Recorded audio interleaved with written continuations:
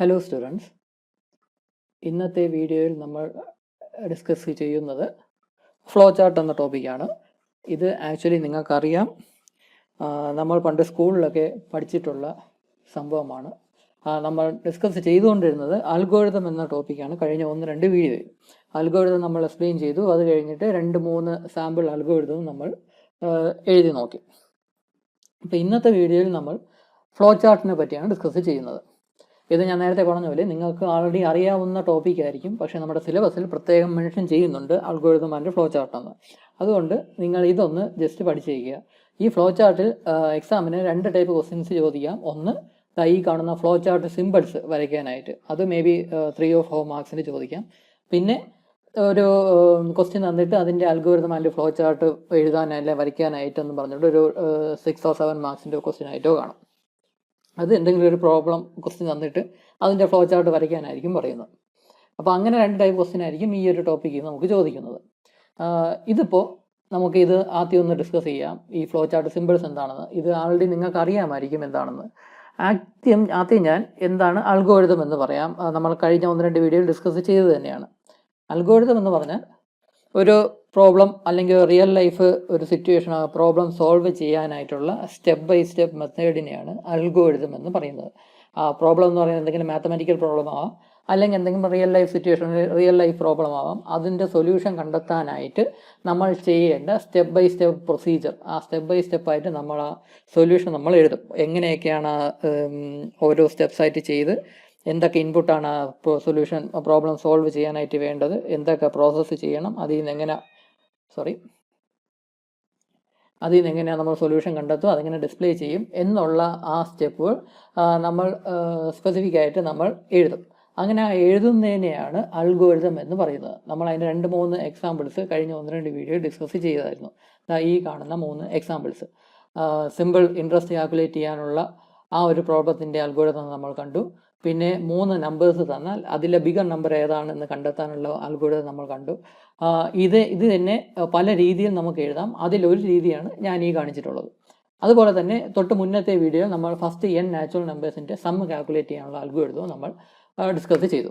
അപ്പോൾ ഇതൊക്കെയാണ് അൽഗോരിതം എന്ന് പറയുന്നത്. ഒരു സ്റ്റെപ്പ് ബൈ സ്റ്റെപ്പ് അപ്രോച്ച്, ഒരു മാത്തമാറ്റിക്കൽ പ്രോബ്ലം അല്ലെങ്കിൽ ഒരു റിയൽ ലൈഫ് പ്രോബ്ലം സോൾവ് ചെയ്യാനുള്ള സ്റ്റെപ്പ് ബൈ സ്റ്റെപ്പ് അപ്രോച്ചിനെയാണ് അൽഗോരിതം എന്ന് പറയുന്നത്. ഇതേ അൽഗോരിതത്തിനെ നമ്മൾ ഗ്രാഫിക്കൽ രൂപത്തിൽ റെപ്രസെൻറ്റ് ചെയ്യുന്നുവെങ്കിൽ അതിനെ ഫ്ലോ ചാർട്ട് എന്ന് പറയും. ഗ്രാഫിക്കൽ രൂപത്തിൽ റെപ്രസെൻറ്റ് ചെയ്യാനായിട്ട് ഡിഫറെൻറ്റ് ഷേപ്പിലുള്ള ജോമെട്രിക്കൽ ഷേപ്സിലായിരിക്കും നമ്മൾ അത് റെപ്രസെൻറ്റ് ചെയ്യുന്നത്. ഇതിപ്പോൾ എക്സ്പ്ലെയിൻ ചെയ്യുകയാണെങ്കിൽ നമ്മൾ ഈ ഫ്ലോ ചാർട്ട് സ്റ്റാർട്ട് ചെയ്യുന്നതും അവസാനിക്കുന്നതും ഈ ഒരു ഷേപ്പിലായിരിക്കും. ഈ ഒരു സിമ്പിൾ ഉപയോഗിച്ചായിരിക്കും ഒരു ഫ്ലോ ചാർട്ടിൻ്റെ ബിഗിനിങ്ങും എൻഡും നമ്മൾ റെപ്രസെൻറ്റ് ചെയ്യുന്നത്. ഇതിൻ്റെ അകത്ത് ഈ ഷേപ്പിൻ്റെ അകത്ത് ഇതിനെ നമുക്ക് റെക്റ്റാങ്കിൾ വിത്ത് റൗണ്ട് എഡ്ജസ് എന്നൊക്കെ വേണമെങ്കിൽ പറയാം. അപ്പോൾ ഇതിൻ്റെ അകത്ത് നമ്മൾ സ്റ്റാർട്ട് എന്നോ സ്റ്റോപ്പ് എന്നോ ആയിരിക്കും നമ്മൾ ഇതിൻ്റെ അകത്ത് എഴുതുന്നത്. എപ്പോഴും ഒരു ഫ്ലോ ചാർട്ട് സ്റ്റാർട്ട് ചെയ്യുന്നതും അത് എൻഡ് ചെയ്യുന്നതും ഈ ഒരു സിമ്പിളോടെ ആയിരിക്കും. പിന്നെ നമ്മൾ എന്തെങ്കിലും വാല്യൂസ് ഇൻപുട്ടായിട്ട് കൊടുക്കുന്നു അല്ലെങ്കിൽ എന്തെങ്കിലും ഔട്ട്പുട്ടായിട്ട് എടുക്കുന്നുവെങ്കിൽ ആ ഒരു സ്റ്റെപ്പിനെ നമ്മൾ ഇങ്ങനെ പാരലോഗ്രാമിൻ്റെ അകത്തായിരിക്കും നമ്മൾ എഴുതുന്നത്.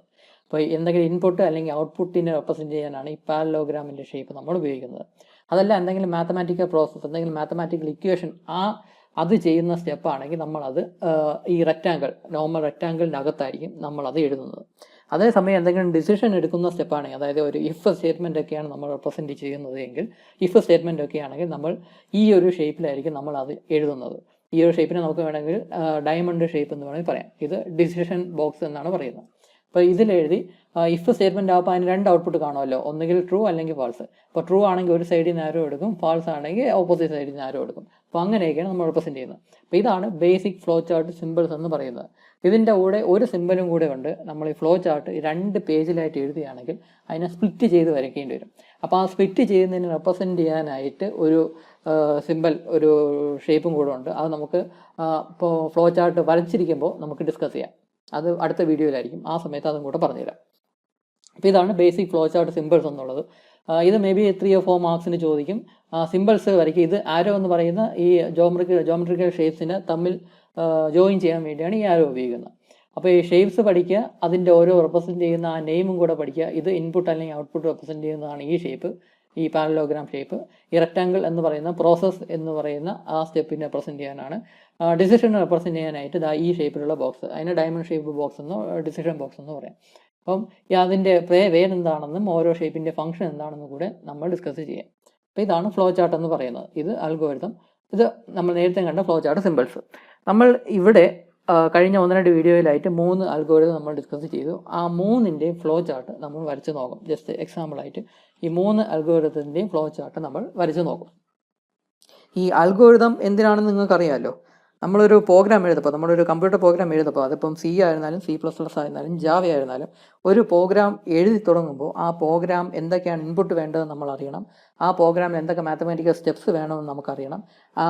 എങ്ങനെയാണ് ആ പ്രോബ്ലത്തിൽ നിന്ന് സൊല്യൂഷൻ കണ്ടെത്തുന്നത് എന്ന് നമ്മൾ അറിയണം.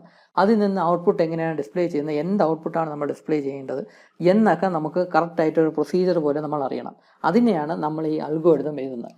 ഈ എഴുതിയിരിക്കുന്ന ഈ അൽഗോരിതം അത് ബേസ് ചെയ്തായിരിക്കും നമ്മൾ പ്രോഗ്രാം, ആക്ച്വലായിട്ടുള്ള കമ്പ്യൂട്ടർ പ്രോഗ്രാം എഴുതുന്നത്. അപ്പോൾ അതിനുവേണ്ടി ആ കമ്പ്യൂട്ടർ പ്രോഗ്രാമിൻ്റെ ഒരു സ്കെൽട്ടൺ സ്ട്രക്ചറാണ് ഈ അൽഗോരിതം എന്ന് പറയുന്നത്. ഈ അൽഗോരിതം നമുക്ക് എഴുതാൻ അറിയാമെങ്കിൽ, അല്ലെങ്കിൽ എഴുതണം എന്ന് തന്നെ ഇല്ല, പക്ഷേ അൽഗോരിതം അറിയാമെങ്കിൽ നമുക്ക് ആ പർട്ടിക്കുലർ പ്രോബ്ലത്തിൻ്റെ പ്രോഗ്രാം നമുക്ക് എഴുതാൻ സാധിക്കുകയുള്ളൂ. അല്ലാതെ C++ഉം ഒക്കെ എത്ര നല്ലവണ്ണം അറിഞ്ഞാലും ആ ഒരു ക്വസ്റ്റ്യൻ തന്നാൽ അതിൻ്റെ സൊല്യൂഷൻ, അതിന് എങ്ങനെ പ്രോഗ്രാം എഴുതണം എന്നറിയണമെങ്കിൽ അതിൻ്റെ അൽഗോരിതം നമ്മൾ അറിഞ്ഞിരിക്കണം. അതായത് അതിൻ്റെ ലോജിക്ക് നമ്മൾ അറിഞ്ഞിരിക്കണം. എന്നാൽ മാത്രമേ നമുക്ക് പ്രോഗ്രാം എഴുതാൻ ഒക്കത്തുള്ളൂ. അപ്പോൾ ഒരു കമ്പ്യൂട്ടർ പ്രോഗ്രാമിൻ്റെ ഒരു സ്കെൽട്ടൺ സ്ട്രക്ചറാണ് ഈ അൽഗോരിതം എന്ന് പറയുന്നത്. നമുക്ക് ഒരുപാട് പ്രാക്ടീസ് കിട്ടിക്കഴിയുമ്പോൾ ഈ അൽഗോരിതം എഴുതി നോക്കേണ്ട ആവശ്യമില്ല. നമ്മുടെ മനസ്സിലുണ്ടായിരുന്നാൽ മതി. നമുക്ക് ഡയറക്റ്റ്ലി പ്രോഗ്രാം എഴുതി അങ്ങ് സ്റ്റാർട്ട് ചെയ്യാം. അതല്ല, ബിഗിനിങ് സ്റ്റേജിൽ നിൽക്കുമ്പോൾ നമ്മൾ ഈ അൽഗോരിതം ഒക്കെ എഴുതിയായിരിക്കും പ്രോഗ്രാം എഴുതുന്നത്. നമ്മൾ ആക്ച്വലി ചെയ്യുന്നത് എന്താണെന്ന് വെച്ചാൽ ഇങ്ങനെ അൽഗോരിതം എഴുതിയിട്ട് അതിനെയാണ് ആക്ച്വലി പ്രോഗ്രാമായിട്ട് കൺവേർട്ട് ചെയ്യുന്നത് എന്ന് വേണമെങ്കിൽ സിമ്പിളായിട്ട് പറയാം. ഈ അൽഗോരിതം പദ്ധതിയിലുള്ള സ്റ്റെപ്പുകളൊക്കെ ഉപയോഗിച്ചാണ്, അതിനെയാണ് നമ്മൾ ആക്ച്വലി അതിനൊരു ബേസായിട്ട് ഉപയോഗിച്ച് ആ അൽഗോരിതത്തിനെ ബേസ് ചെയ്താണ് നമ്മൾ പ്രോഗ്രാം എഴുതുന്നത്. അപ്പോൾ എത്രത്തോളം ഇമ്പോർട്ടൻ്റ് ആണ് ഈ അൽഗോരിതം എന്ന് പറയുന്ന സ്റ്റെപ്പ്. ഈ അൽഗോരിതത്തിനെ ഒരു ഗ്രാഫിക്കൽ രൂപത്തിൽ റെപ്രസെൻറ്റ് ചെയ്യുന്നു എങ്കിലാണ് അതിനെ ഫ്ലോ ചാർട്ട് എന്ന് പറയുന്നത്. ഫ്ലോ ചാർട്ടിൻ്റെ അഡ്വാൻറ്റേജ് എന്തെന്ന് പറഞ്ഞാൽ കുറച്ചും കൂടെ ഈസി ആയിട്ട് നമുക്ക് മനസ്സിലാക്കാൻ സാധിക്കും. ഫ്ലോ ചാർട്ട് ആണെങ്കിൽ, അൽഗോരിതം ആണെങ്കിൽ ഇങ്ങനെ സ്റ്റെപ്പ് ബൈ സ്റ്റെപ്പ് എഴുതിയിരിക്കുന്നതുകൊണ്ട് ഒരുപാട് സ്റ്റെപ്സ് ആകുമ്പം ഒരുപാട് കോംപ്ലക്സ് ആയിപ്പോൾ നമുക്ക് മനസ്സിലാക്കാൻ പറ്റിയെന്ന് വരത്തില്ല. ഇഫ് സ്റ്റേറ്റ്മെൻ്റ് ഒക്കെ വരികയാണെങ്കിൽ വളരെ കോംപ്ലക്സ് ആയിപ്പോൾ. അതേസമയം ഫ്ലോ ചാർട്ട് ആണെങ്കിൽ നമുക്ക് വളരെ ഈസി ആയിട്ട് ഗ്രാഫിക്കൽ രൂപത്തിൽ നമുക്ക് മനസ്സിലാക്കിയെടുക്കുക, അണ്ടർസ്റ്റാൻഡ് എടുക്കാനായിട്ട് സാധിക്കും. അതാണ് ഫ്ലോ ചാർട്ടിൻ്റെ അഡ്വാൻറ്റേജ്. പക്ഷേ ലിമിറ്റേഷൻ എന്ന് പറഞ്ഞാൽ ഫ്ലോ ചാർട്ട് എന്ന് പറഞ്ഞാൽ ഒരുപാട് സ്പേസ് കൺസ്യൂം ചെയ്യും. May be 2 or 3 or 4 pages ഒക്കെ ചിലപ്പോൾ പോയെന്നിരിക്കും ഫ്ലോ ചാർട്ടാണെങ്കിൽ. അങ്ങനെയാണെങ്കിൽ ഒരുപാട് സ്പേസ് എടുക്കുകയും ചെയ്യും. അങ്ങനെ സ്പേസ് എടുക്കുന്ന അങ്ങനെ 2-3 പേജസ് ആകുമ്പോഴേക്കും നമുക്ക് ചിലപ്പം കൺഫ്യൂഷൻ ഉണ്ടായി എന്നും വരാം. അപ്പോൾ അങ്ങനെ ഒരു ലിമിറ്റേഷൻ ഫ്ലോ ചാർട്ടിനുണ്ട്. പക്ഷേ അൽഗോരിതത്തിനേക്കാൾ ഈസി ആയിട്ട് മനസ്സിലാക്കാൻ ഈ ഫ്ലോ ചാർട്ടാണ് ബെറ്റർ ആയിട്ട്, ഈസിയായിട്ട് പെട്ടെന്ന് നമുക്ക് മനസ്സിലാക്കാൻ സാധിക്കും. ഈ സ്ലൈഡ് നിങ്ങൾ ശ്രദ്ധിക്കുക. നമ്മൾ ഇത് സിമ്പിൾ ഇൻട്രസ്റ്റ് കണ്ടുപിടിക്കാനുള്ള അൽഗോരിതമാണ് ഞാൻ ഇവിടെ എഴുതിയിട്ടുള്ളത്. ഈ അൽഗോരിതം ഉപയോഗിച്ച് നമ്മളൊരു ഫ്ലോ ചാർട്ടാണ് ഈ എഴുതിയിരിക്കുന്നത്. ഈ അൽഗോരിതത്തിനെ ബേസ് ചെയ്ത് തന്നെയാണ് ഈ ഫ്ലോ ചാർട്ട് എഴുതിയിരിക്കുന്നത്. വ്യത്യാസമൊന്നുമില്ല. ഇവിടെ നമ്മൾ സ്റ്റെപ്പ് 1, സ്റ്റെപ്പ് 2, സ്റ്റെപ്പ് 3 എന്നൊക്കെ പറഞ്ഞ് എഴുതിയിട്ടുണ്ട്. ഇവിടെ നമ്മൾ ഈ ടെക്സ്റ്റ് ഓരോ ഷേപ്പിലുള്ള ആ ജോമെട്രിക്കൽ ഷേപ്പിൻ്റെ അകത്താണ് നമ്മൾ റെപ്രസെൻറ്റ് ചെയ്യുന്നത്. എന്താണോ ആ സ്റ്റെപ്പ് അതിനനുസരിച്ചുള്ള ജോമെട്രിക്കൽ ഷേപ്പ് ഉപയോഗിച്ച് നമ്മളൊരു ഫ്ലോ ചാർട്ടായിട്ട് കൺവേർട്ട് ചെയ്യുന്നു എന്നേ ഉള്ളൂ. ഇതേ ഓർഡറിൽ തന്നെയാണ് നമ്മൾ ഇവിടെ ഈ ഫ്ലോ ചാർട്ടും വരച്ചിരിക്കുന്നത്. നമുക്ക് ആദ്യം ഈ ഫ്ലോ ചാർട്ട് ഒന്ന് എക്സ്പ്ലെയിൻ ചെയ്യാം. ഇത് വളരെ സിമ്പിളായിട്ടുള്ളതാണ്. ആക്ച്വലി നിങ്ങൾക്ക് ഇത് എക്സ്പ്ലെയിൻ ചെയ്ത് തരേണ്ട ആവശ്യം തന്നെ ഇല്ല. നമ്മൾ സ്കൂളിലൊക്കെ പഠിച്ചാണ്, വളരെ സിമ്പിളായിട്ടുള്ളതാണ്. പിന്നെ ഞാൻ ജസ്റ്റ് ഒന്ന് എക്സ്പ്ലെയിൻ ചെയ്യുന്നു എന്നേ ഉള്ളൂ. ഈ ഫ്ലോ ചാർട്ട് എന്ന് പറയുന്നത് ഞാൻ നേരത്തെ പറഞ്ഞ പോലെ അത് എപ്പോഴും സ്റ്റാർട്ട് ചെയ്യുന്നതും എൻഡ് ചെയ്യുന്നത് ഈ ഒരു ഷേപ്പിലായിരിക്കും. അതായത് റെക്റ്റാങ്കിൾ വിത്ത് റൗണ്ട് എഡ്ജസ് എന്നൊക്കെ പറയുന്ന ഈ ഷേപ്പ് ഉപയോഗിച്ചായിരിക്കും ഒരു ഫ്ലോ ചാർട്ട് സ്റ്റാർട്ട് ചെയ്യുന്നതും എൻഡ് ചെയ്യുന്നതും. അതിൻ്റെ അകത്ത് നമ്മൾ ഈ ഷേപ്പിൻ്റെ അകത്ത് സ്റ്റാർട്ടെന്നും എൻഡെന്നും അല്ലെങ്കിൽ സ്റ്റാർട്ടെന്നും സ്റ്റോപ്പ് എന്നും ആയിരിക്കും നമ്മൾ എഴുതുന്നത്. ഇതിൻ്റെ രണ്ടിൻ്റെ ഇടയ്ക്കുള്ള ഷേപ്പിലാണ് ബാക്കി നമ്മൾ ഈ അൽഗോരിതം സ്റ്റേറ്റ്മെൻറ്റ്സ് എല്ലാം റെപ്രസെൻറ്റ് ചെയ്യുന്നത്. നമ്മൾ ആദ്യത്തെ ഈ സ്റ്റെപ്പ് 1 എന്ന സംഭവം, ഈ സ്റ്റെപ്പ് 1 ആയിട്ട് നമ്മൾ കൊടുത്തിരിക്കുന്നത് ഇൻപുട്ട് എമൗണ്ടും ഇയറിൻ്റെ എത്ര ഇയർ ആണെന്നും അതിൻ്റെ ഇൻട്രസ്റ്റ് റേറ്റ് എത്രയാണെന്നുള്ള ഇൻപുട്ടാണ് നമ്മൾ ആദ്യത്തെ സ്റ്റെപ്പായിട്ട് കൊടുത്തിരിക്കുന്നത്. അപ്പോൾ അതൊരു ഇൻപുട്ട് കൊടുക്കുന്ന സ്റ്റെപ്പാണല്ലോ. അപ്പോൾ അതുകൊണ്ട് നമ്മൾ പാരലോഗ്രാം ഷേപ്പിൻ്റെ അകത്താണ് നമ്മൾ അത് റെപ്രസെൻറ്റ് ചെയ്യുന്നത്. സിമ്പിൾ വേർഡ്സ് നമുക്ക് റെപ്രസെൻറ്റ് ചെയ്യാം. ഇൻപുട്ട് PNR എന്ന് റെപ്രസെൻറ്റ് ചെയ്യാം. അത് ആദ്യത്തെ സ്റ്റെപ്പ്. രണ്ടാമത്തെ സ്റ്റെപ്പ് കാൽക്കുലേറ്റ് ഇൻട്രസ്റ്റ് എന്ന് പറഞ്ഞ് നമ്മളൊരു ഇക്വേഷൻ കൊടുത്തിട്ടുണ്ട്. അതായത് ഒരു മാത്തമാറ്റിക്കൽ പ്രോസസ്സാണ്, മാത്തമാറ്റിക്കൽ ഇക്വേഷനാണ്. അത് നമ്മൾ ഒരു റെക്റ്റാങ്കിളിൻ്റെ അകത്തായിരിക്കണം നമ്മൾ റെപ്രസെൻറ്റ് ചെയ്യുന്നത്. ഇത് നമുക്ക് പാരലോഗ്രാമിൽ റെപ്രസെൻറ്റ് ചെയ്യാൻ സാധിക്കത്തില്ല, കാരണം ഇതൊരു മാത്തമാറ്റിക്കൽ ഇക്വേഷൻ സോൾവ് ചെയ്യുന്ന സ്റ്റെപ്പാണ്. അപ്പോൾ അതുകൊണ്ട് പാരലോഗ്രാമിൽ നമുക്ക് എഴുതാൻ പറ്റത്തില്ല, റെക്റ്റാങ്കിൾ ഉപയോഗിക്കണം. അപ്പോൾ ഇവിടെ റെക്റ്റാങ്കിൾ ഉപയോഗിച്ചു.